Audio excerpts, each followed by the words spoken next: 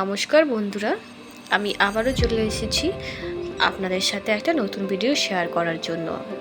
তো এই দেখুন, আপনারা দেখতেই পাচ্ছেন এটা সাপ না মাছ না অন্য কিছু। আপনারা দেখি কি কেউ বুঝতে পারছেন? এটা গ্রামে এই যে বর্ষাকালে এগুলো পাওয়া যায়। তো আজকে আমি গ্রামে এই রকম সাপ মাছ রান্না করে কি করে খায় সেটাই আপনাদের সাথে শেয়ার করতে যাচ্ছি। তো এই দেখুন, প্রথমেই এই সাপ মাছটাকে ভালো করে ধুয়ে নেওয়া হলো। তারপর তার পেটটাকে একটা ব্লেডের সাহায্যে প্রথমে কাটা হলো। এগুলো হঠাৎ করে দেখলে যেন মনে হবে এগুলো সাপ, কিন্তু আসলে এটা সাপ নয়, সাপের মতো অনেকটা দেখতে, কিন্তু এটা খাবারই এক ধরনের জিনিস যেটা গ্রামের মানুষরা খেয়ে থাকে।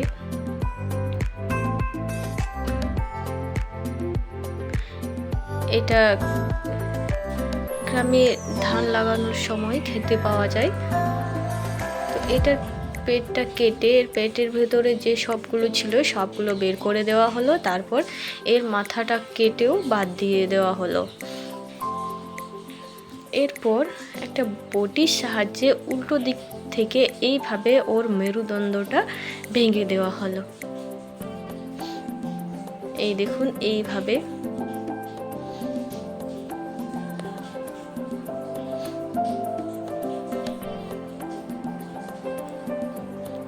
গ্রামে কিন্তু এখনো এমন কিছু জিনিস আছে যেগুলো আমরা কেউ জানি না যেগুলো খাওয়া যায় বলে। তো এই দেখুন, এইভাবে এটাকে কেটে ধুয়ে নেওয়া হলো। এরপর একটা থালার মধ্যে এইভাবে রাখা হলো। দেখুন, দেখতে কেমন লাগছে, যেন মনে হচ্ছে এর পেটটাতে কোনো একটা ফুল রয়েছে।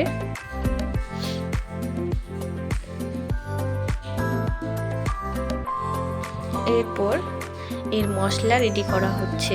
তার জন্য একটা বাটি নিয়েছে, আর তাতে এই দেখুন জিরে গুঁড়ো, ধনে গুঁড়ো, লঙ্কার গুঁড়ো, গরম মশলার গুঁড়ো, হলুদ গুঁড়ো, এইভাবে সমস্ত রকমের গুঁড়ো মশলা দিয়ে, তারপরে স্বাদ অনুযায়ী লবণ দিয়ে, তারপরে সামান্য পরিমাণে সর্ষের তেল দিয়ে এই মশলাটাকে মাখিয়ে নেওয়া হলো।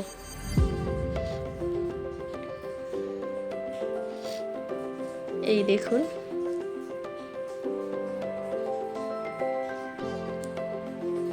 মশলাটাকে ভালো করে মেখে, আর এখানে আবার গরম মশলা না যত সব গুঁড়ো মশলাগুলো দেওয়া হয়েছিল। এরপর এই যে এটা কেটে ধুয়ে রাখা হয়েছিল তার গায়ে এইভাবে মশলাটা মাখিয়ে দেওয়া হচ্ছে।